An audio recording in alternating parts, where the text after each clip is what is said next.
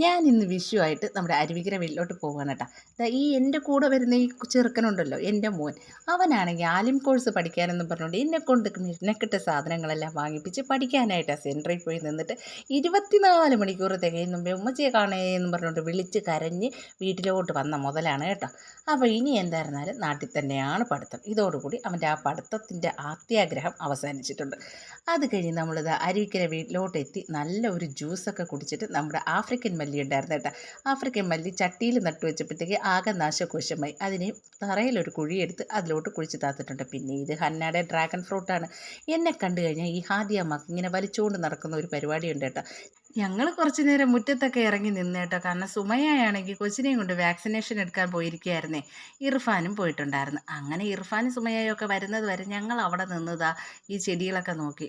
എൻ്റെ പൊന്നെ, ഹന്നയുടെ ചീരകൃഷിയാണ് കേട്ടോ. വാടിക്കരിഞ്ഞു. അത്രമാത്രം വെയിലല്ലേ. എന്താ ഒരു ചൂട്. വെളിയിൽ നിൽക്കാൻ വയ്യ, അകത്തും ഇരിക്കാൻ വയ്യ. താകെ ഒരു ഇതാണ്. അങ്ങനെ സുമയക്കുട്ടി വന്നിട്ടുണ്ട്. കുഞ്ഞുവാവയ്ക്ക് കയ്യിലും കാലിലും ഒക്കെ 4 ഇഞ്ചക്ഷൻ കിട്ടിയിട്ടുണ്ട് കേട്ടോ. അങ്ങനെ സുമയൊക്കെ വന്നപ്പോൾ നമുക്ക് സന്തോഷമായി കേട്ടോ. ഞാനും എൻ്റെ ഹാദ്യയും കൂടെ അവിടെ ഒരു തൊട്ടിൽ കിടന്നിരുന്ന ആടുകയാണ്. ഹന്നയാണെങ്കിൽ ഇല എണ്ണുകയാണ് കേട്ടോ. വിഷുവാണ്, മീൻകറിയും ചോറും ഒക്കെ ആണെങ്കിലും നമുക്ക് ഇലയിൽ കഴിക്കാമല്ലോ. അങ്ങനെ ചീരത്തോരനും മങ്കട മീൻകറിയും പിന്നെ മുളക് തണ്ണി. ഇത് നല്ലൊരു സാധനമാണ് കേട്ടോ ഈ മുളക് തണ്ണി. പിന്നെ നല്ല ചൂര മീൻ വറുത്തതും ഉണ്ടായിരുന്നു കേട്ടോ.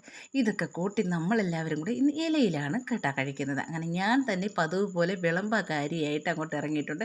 കറി വിളമ്പുന്നത് ഹന്നക്കുട്ടിയാണ് കേട്ടോ. ഹന്നക്കുട്ടിക്ക് ഈ വിളമ്പലും പാത്രം എടുക്കലും വെക്കലും ഒക്കെ ഭയങ്കര ഇഷ്ടമാണ്. ആദിലാണെങ്കിൽ റൈസാനയും കൊണ്ട് ഇത് അവിടെ ഇരുന്ന് കളിക്കുകയാണ്.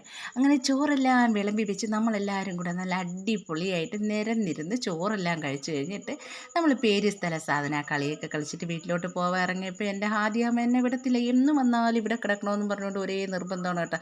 ഞാൻ ഓരോരോ നുണകളൊക്കെ പറഞ്ഞ് സമാധാനിപ്പിച്ച് അവിടെ നിന്ന് ഇറങ്ങി.